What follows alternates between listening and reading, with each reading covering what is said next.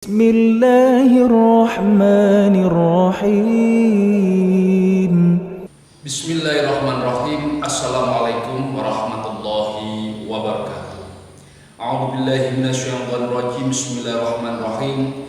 Alhamdulillahil ma'bud wassalatu wassalamu ala sayyidil wujud sayyidina wa maulana Muhammadil mahmud wa ala alihi wa ashabi ahli kirami wal jud. Subhanaka la ilma lana illa ma 'allamtana innaka antal alimul hakim. Rabbi shrah li sadri wa yassir li amri wahlul 'uqdatam min lisani yafqahu qawli. Amma ba'd. Anak-anakku kelas 8 yang berbahagia di mana saja kalian berada. Hari ini merupakan pertemuan kita yang ketiga tentang edukasi kajian agama. Mari kita mulai pelajaran kita. Silakan buka kitab khalasanya. Ila hadratin Nabi Mustafa Muhammadin sallallahu alaihi wasallam wa alihi washabihi wa mu'alif hadal kitab. Al-Fatihah. Alhamdulillahirabbil alamin arrahmanir rahim maliki yaumiddin iyyaka na'budu wa iyyaka nasta'in ihdinas siratal mustaqim siratal ladzina an'amta 'alaihim ghairil maghdubi 'alaihim waladdallin amin. Apa yang kita bahas kali ini? Al-Qital. Al-Qital beberapa peperangan. Al-idnu perizinan bihi perang, ya, perizinan untuk berperang. Itu yang akan kita bahas. Jadi perang itu tidak sembarangan. Asal perang itu sudah enggak boleh. Ada syariatnya. Nunggu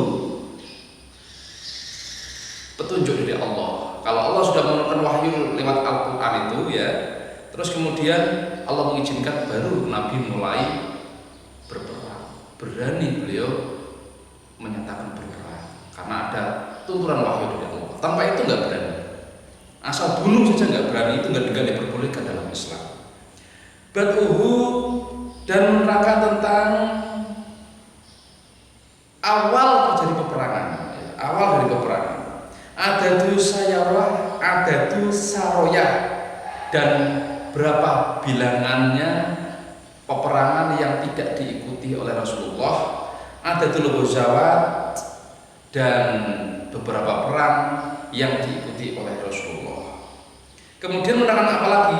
Al-qasdu, maksud min watil ahjari, meletakkan batu al-maqabiri di atas kuburan, meletakkan batu nisan yang ada di kuburan.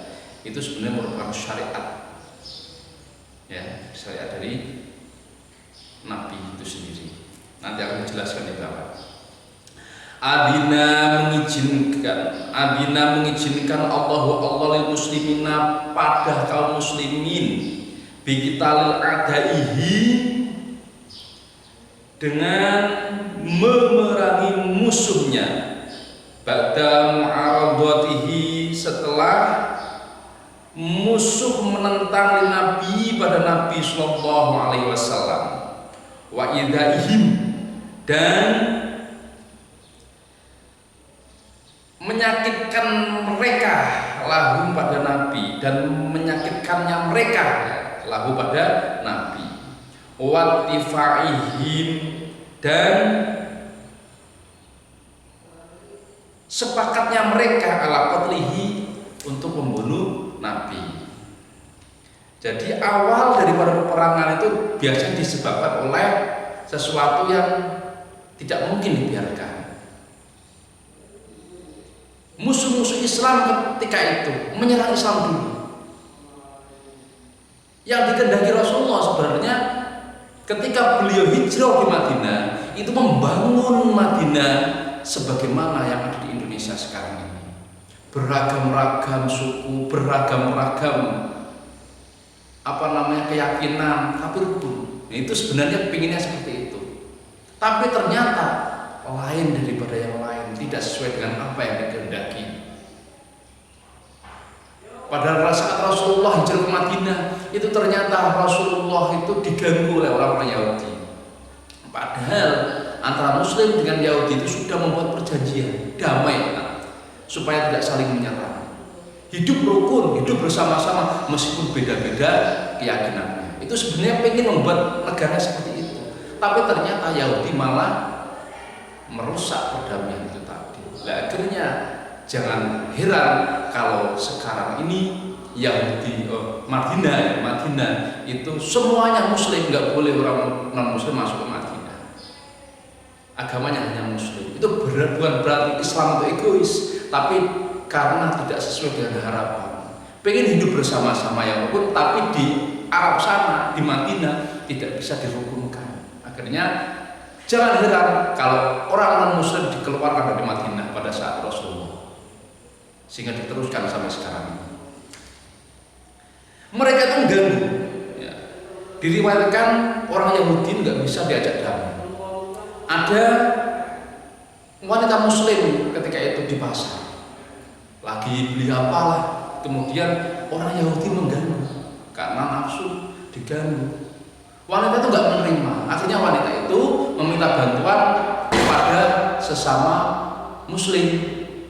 Lah, lelaki yang dimintai bantuannya juga nggak menerima. Akhirnya terjadi bentrokan antara kedua pemuda itu. Lah, dari golongan masing-masing tidak menerima juga. Akhirnya terjadi bentrokan besar-besaran antara Muslim dan Yahudi. Itulah awal terjadinya peperangan antara kaum muslimin dengan yang lainnya. Bahkan mereka itu lebih parah lagi. Di sini tidak hanya memusuhi kaum muslimin, tapi wattifaqihi ala qatli, pengen membunuh Nabi. Pernah ada suatu kejadian, Yahudi memanggil Rasulullah untuk menghadiri undangan mereka. Mereka mengadakan acara besar. Ternyata di atas tempat duduk Rasulullah yang ketika itu disiapkan, ada orang yang siap menjatuhkan batu besar pas tepat di kepalanya Rasulullah. Malaikat Jibril beritahu Muhammad, jangan pernah ke sana. Di tempat itu Yahudi memasang perangkap untuk panjenengan.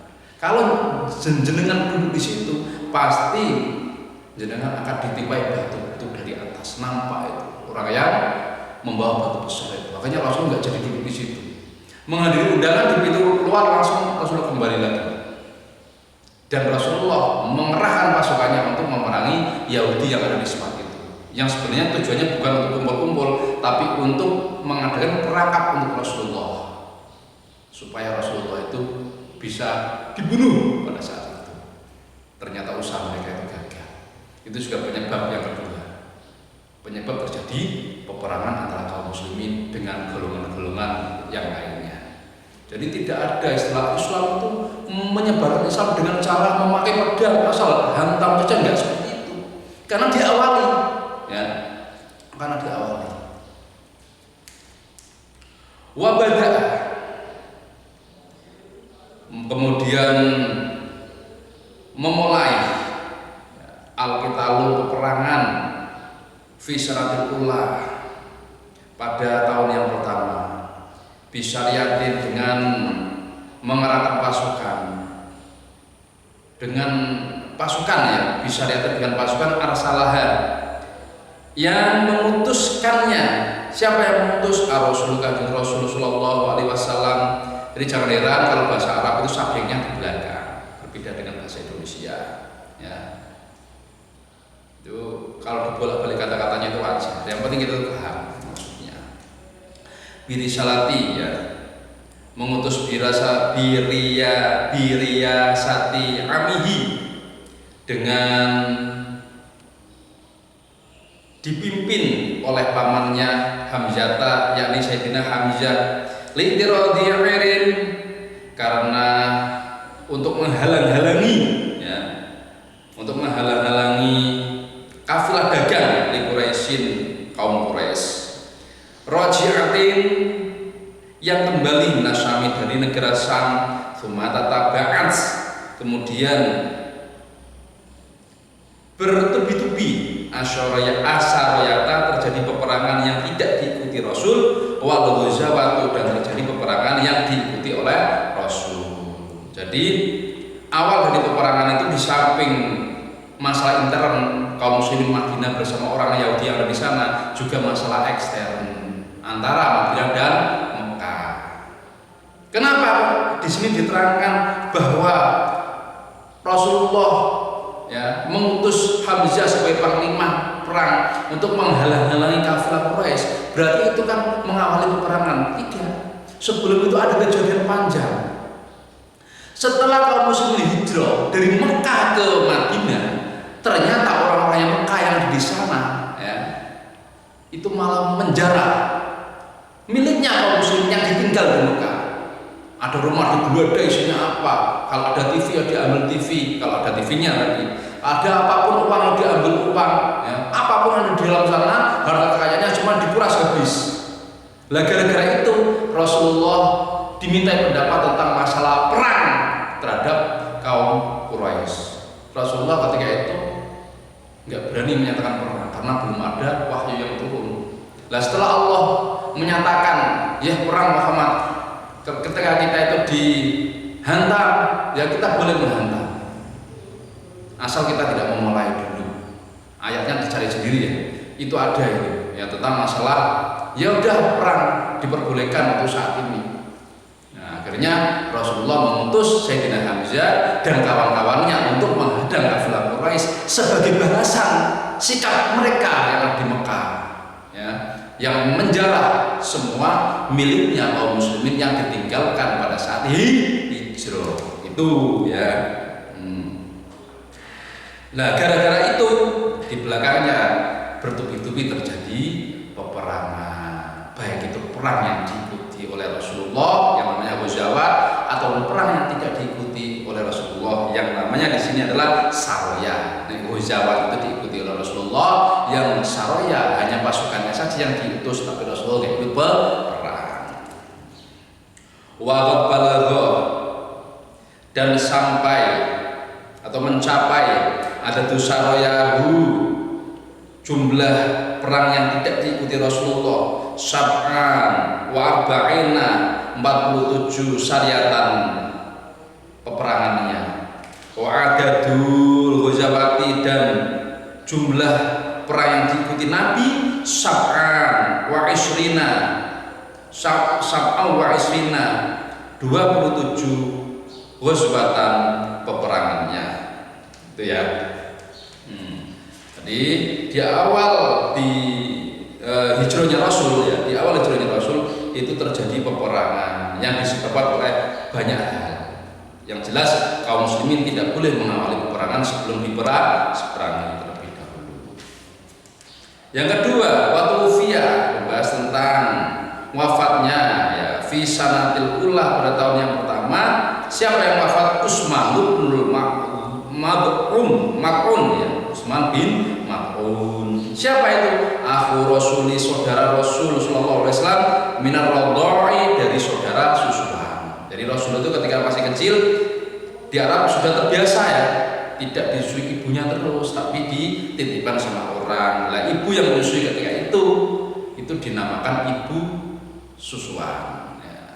Lah saudara susuan ketika Rasulullah dititipkan kepada seseorang itu namanya Utsman bin Maz'un yang pada tahun awal Hijriah ini meninggal dunia. Ini bisa dijadikan ajaran bagi kita. Lah ketika Utsman bin Maz'un meninggal dunia, apa yang terjadi? Fa'amara, kemudian perintah. Siapa yang memerintahkan? Ar-Rasul, Kanjeng Rasul. Kanjeng Rasul memerintahkan birasyi qabrihi, menyirami kuburannya, ba'da dafni, setelah memendamnya. Jadi ini bisa dijadikan ajaran bagi kita semua bahwa menyirami kuburan dengan air itu bukan sesuatu yang musyrik, karena di zaman Rasulullah udah ada ceritanya, ada hadisnya. Rasulullah itu menyirami kuburan Abdullah Utsman bin Maz'un. Jadi ketika ada orang protes, "Oh, nggak boleh itu syirik," kamu jelaskan dengan cerita ini ya. Karena yang namanya hadis itu ada yang qauli dengan ucapan, ada yang dengan perbuatan. Nah, ini termasuk hadis perbuatan Rasul yang ketika itu menyirami kuburan siapa? Utsman bin Maz'un. Suma wal doa, kemudian Kanjeng Rasul meletakkan hajaran batu nisyan, batu nisan alaihi, padanya ya, pada kuburan itu. Waqala, dan beliau bersabda, ata'alamu, saya membuat tanda bihi dengannya qabro akhi pada kuburan saudaraku. Jadi yang namanya kuburan itu harus diberi nisan. Ada orang yang itu nggak perlu, itu musyrik, itu nanti disembah orang. Itu pendapat yang keliru. Karena kita perlu juga yang namanya tanda. Jadi kuburan enggak seperti yang di Arab sekarang itu diratakan dengan tanah, cuma atasnya diberi batu, itu enggak. Batu yang tujuan batu itu bukan hanya sekedar batu diletakkan saja, tapi batu yang ada tulisannya sebagai pertanda. Kalau nggak ada tulisannya apa boleh? Boleh juga, tapi kurang lengkap tandanya. Lebih baik kalau memang itu digunakan untuk tanda, diberi tulisan siapa yang meninggal. Itu bukan berarti hal yang musyrik, karena sejak zaman dulu Rasulullah sudah melakukan itu. Itu pertanda supaya kita kenal ini kuburannya siapa, oh ini kuburannya siapa, ini kuburannya siapa. Jangan hanya diberi tanda saja, diberi batu saja. Tapi kalau memang tujuan batu itu untuk mengenalkan, lebih baik diberi tulisan. Jadi bukan masalah yang baru. Wafinu, dan saya memendam ilaihi pada kuburannya, ya. Man, seseorang mata yang wafat min ahli, dari keluargaku. Nah, setelah Utsman bin Ma'zun ya, di kuburan di situ Rasul menyatakan nanti di sebelah kanan kirinya akan saya kuburkan saudara-saudaraku di sana. Karena Utsman bin Ma'zun sudah dianggap saudara sendiri. Meskipun orang lain kok satu susuan, satu pada ibu yang menyusui. Umpamanya saya dengan siapa, kok dulu pernah disusui oleh orang, meskipun siapa tadi itu bukan saudara kandung, tapi sudah dinyatakan saudara karena satu susun. Jadi kalau ada perintah atau apapun di negara ini, ada bank ASI nggak boleh, karena kalau sudah menjadi saudara susuan itu haram, itu sudah menjadi muhrim ya. Kalau mau nikah itu haram, mau apa-apa haram, karena sudah dianggap saudara muslim. Jadi hukumnya itu sama dengan saudara kandung. Jadi hati-hati. Kalau satu Indonesia ada bank susu, satu Indonesia semuanya nggak boleh nikah, harus nikah sama orang luar negeri, bingung lagi. Makanya ulama menyatakan bank susu haram hukumnya. Artinya susu ASI itu nggak boleh. Ya, dibangkan seperti darah itu nggak boleh. Wajib ya. ASI itu dimiliki oleh sendiri-sendiri untuk menyusui anaknya sendiri-sendiri atau orang lain yang dititipkan kepadanya. Ini bisa dijadikan standar hukum bagi kita. Ya. Dari mana itu dasarnya? Dari Kanjeng Rasul dulu. Sejarahnya ada. Hadis tidak hanya sekedar ucapan, tapi juga ada yang berupa fi'li atau perbuatan. Sampai di sini ada pertanyaan? Kalau tidak, para akhiri ingat, bersama Pak Nur sejarah Islam ada di sanubari. Fastabiqul khairat. Assalamualaikum warahmatullahi